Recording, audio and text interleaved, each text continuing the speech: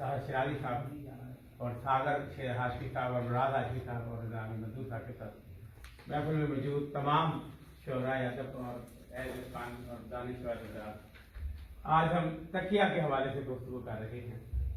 तकिया के हवाले से जनाब शाह साहब ने बड़ी अच्छी गुफ्तगू की और अलादा शुमार के हवाले से जो उन्होंने नबूस और नफात बयान किए वो भी काबिल गौर भी हैं और ये काबिल फिक्र भी हैं।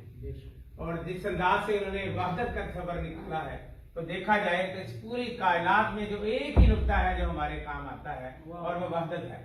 उसका वहदत वजूद की सूरत में सामने आता है और अगर हम इसी पर तकिया कर जाए तो सारी दुनिया हमारी हो जाती है, पूरी कायनात।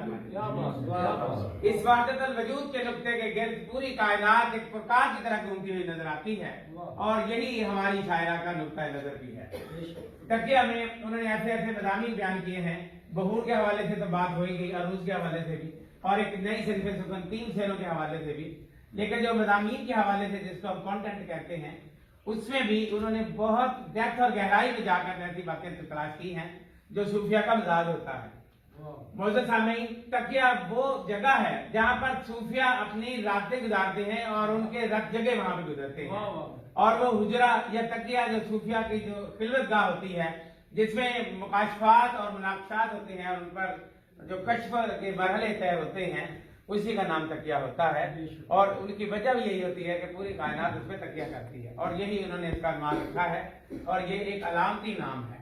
इनकी तमाम किताबों के नाम अलामती हैं। जिस मर्जी किताब का आप नाम पकड़ लें, आप देख लें, आपको यूं ही महसूस होगा कि वो किसी किताब का अनुमान रखते हुए बड़ी सोच विचार के बाद और बड़ी तखय्युल के बाद उसका अनुमान रखती है जो कि उसी किताब का अनुमान बन जाता है। परवीन साजल अक्सर हाल में साहब फिक्र शायरा है, वो शायरी बराए शायरी नहीं करती, उनकी शायरी एक मकसद लिए हुए है, एक नस्ल लिए हुए है और वो तलाशे ज़ात का और वो हकीकत तक पहुंचने का मकसद है। और जब तक शायरी इस मकसद तक नहीं पहुंचती उस वक्त तक अपने मफाहिम और मानी तक नहीं पहुंच पाती और हम उसको मिजाज का रंग देते रहते हैं। लेकिन सिद्दत साहिबा की शायरी हकीकत के मानों में बयान हुई है। मौजूद सामने परवीन सिद्दत साहिबा की इस शायरी में जो कैसर हाजिर में जो समझिए कि अहद की एक दौर की नुमाइंदा शायरी है और जिसको जान कश्मीरी साहबा ने भी उनको अदब की राबिया बसरी करार दिया है, तो ये यूं ही नहीं लकब उनको मिल गया।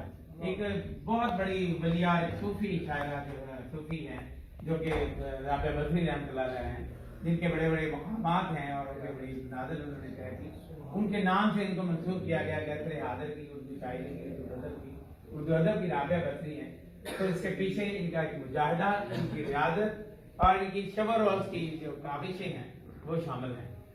और आज के दौर में जब तमाम शायरात जैसे अक्सर शायरात ऐसी होती हैं जो अपने सादा का कलाम पढ़ रही होती है और सादा की वफात के बाद उनकी शायरी भी बहुत हो जाती है, तो ऐसे में किसी जैनुल शायरा की तलाश करने एक कारेदार नजर आता है। तो यूं महसूस होता है कि जैसे परवीन सिद्दत साहब उन चंद आवाजों में से एक आवाज है जो अपनी आवाज आगे बढ़ाती हैं और अपनी बात खुद कहती हैं और अपनी बात करने का सलीका भी रखती हैं।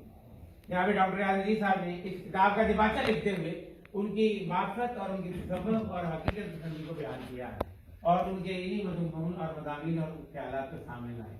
मैं 2-3 अशार आपके सामने पढ़ूंगा, उसके बाद मंजूर खराज तहसीन पेश करके आपसे इजाजत चाहूंगा।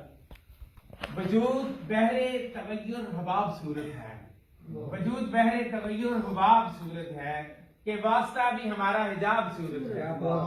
हयात शुक्र मशागल अजीब से ठहरे हमारा जीना यकीनन के ख्वाब सूरत है।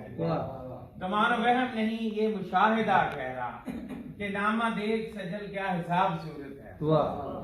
इसी तरह दिखाई दे जो भी वैसा मगर नहीं मुमकिन, समझ में आए है जैसा मगर नहीं मुमकिन, शुहूदो शाहिदो आईना और ही ठहरा हकीकतों में है ऐसा मगर नहीं मुमकिन।